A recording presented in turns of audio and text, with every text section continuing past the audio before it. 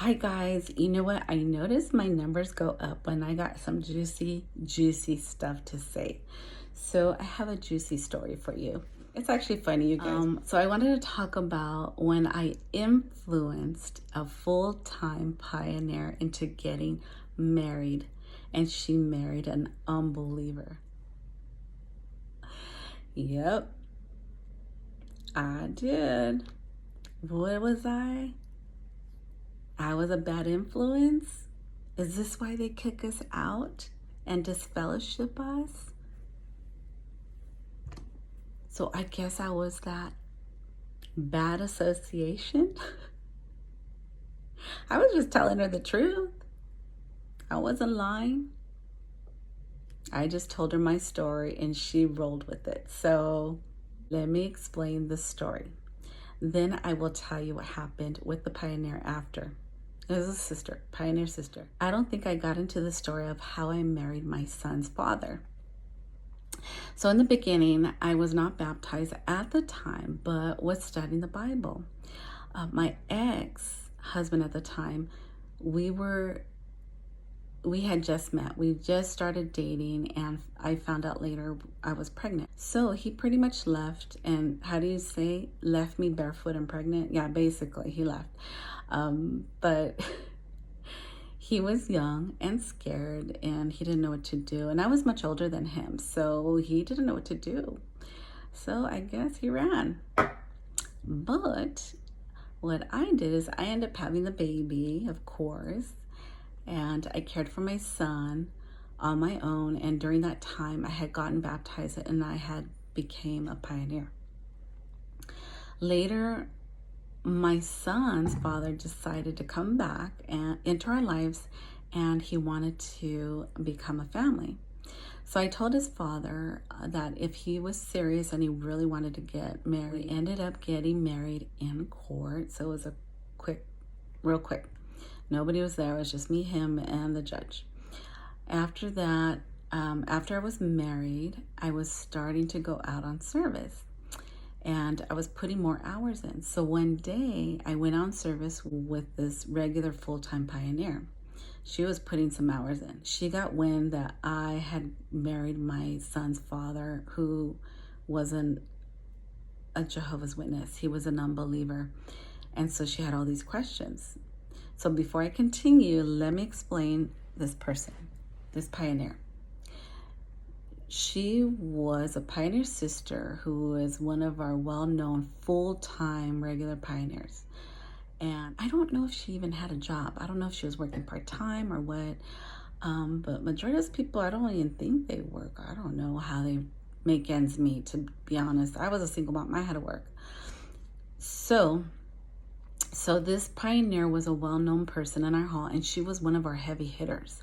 She was the one that would go out every single day.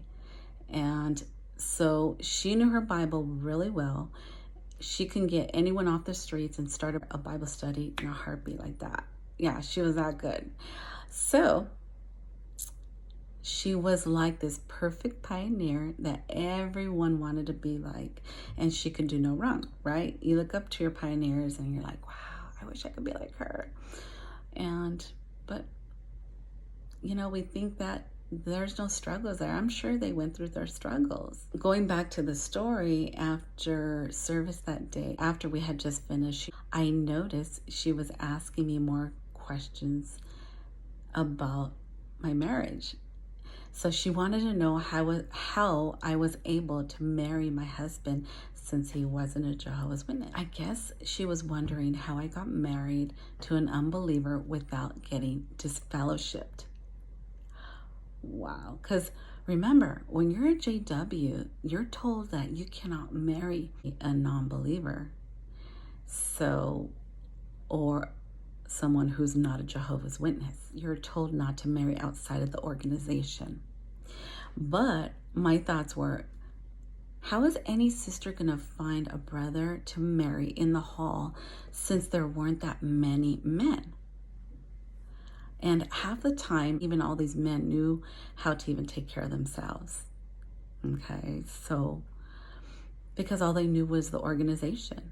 They didn't know about the real world.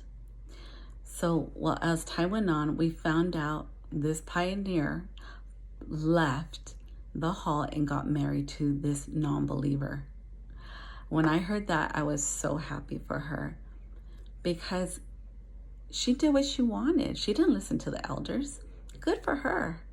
I'm glad she did, because where was she going to find a husband? Definitely not in that organization. There's no way. So she must be happy now. Good for you. I'm not going to say her name. And I remember that conversation when she had said she was talking to somebody, because she had this glow about her and she had this smile from ear to ear. So she was in love. Hey, she was in love. There you go. So I'm assuming she took the plunge after our conversation. And I'm sure she was tired of being a single sister in our hall for the longest time. And hopefully during this process, she woke up. Who knows? Maybe the unbeliever changed her mind and woke her up too. And because once you're in the organization, there's no outsiders to tell you, hey, what about this? What about that? So it's just a thought. Anyways, that was my story I wanted to share with you. Hope you guys enjoyed my story. Don't forget, share, subscribe, like, and my comments. Keep coming with the comments. I loved it. Okay, you guys take care. Bye.